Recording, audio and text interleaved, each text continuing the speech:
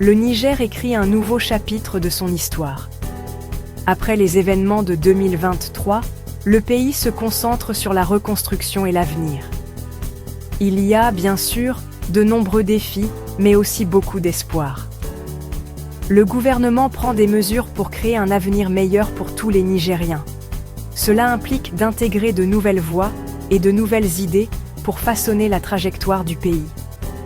Le 17 avril 2025, le président Abdourahmane Tiani a procédé à d'importants changements au sein du gouvernement. C'est ce qu'on appelle un remaniement ministériel. C'est une procédure normale en politique qui permet aux dirigeants d'ajuster et d'améliorer leurs équipes. Au Niger, ce remaniement a conduit à la nomination de 8 nouveaux ministres à des postes clés. 3 de ces nouveaux ministres se distinguent. Hadji Ali Salatou est désormais en charge de la communication et des technologies de l'information. Pensez à l'importance de partager l'information avec la population. Hadji Ali Salatou a la lourde responsabilité de veiller à ce que tout le monde reste connecté.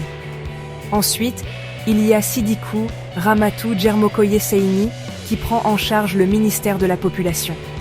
Cela signifie qu'elle se concentrera sur le bien-être de tous les Nigériens. Et n'oublions pas Farmo Moumouni, désormais responsable de l'enseignement technique et de la formation professionnelle. Il aidera les jeunes à acquérir les compétences nécessaires pour réussir leur avenir. Ce qui est particulièrement intéressant concernant Sidikou Ramatou Djermokoye Seyni et Farmo Moumouni, c'est qu'ils sont tous deux professeurs d'université. Ils apportent au gouvernement des années de connaissances et d'expériences acquises dans le monde de l'éducation. La présence de ces experts au sein du gouvernement est cruciale.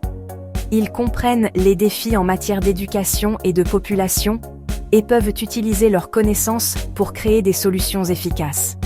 Outre la nomination des nouveaux ministres, le gouvernement a créé 3 nouveaux ministères. Cela montre que le Niger prend au sérieux les problèmes importants et est prêt à y consacrer des ressources. Ces changements envoient un message fort. Le Niger est engagé sur la voie du progrès. Mais ce n'est pas tout. Le président Tiani a également créé un conseil spécial, appelé le Conseil consultatif pour la refondation, ou CCR. Ce conseil est comme un groupe de sages conseillers qui guideront le pays pendant cette période de changement.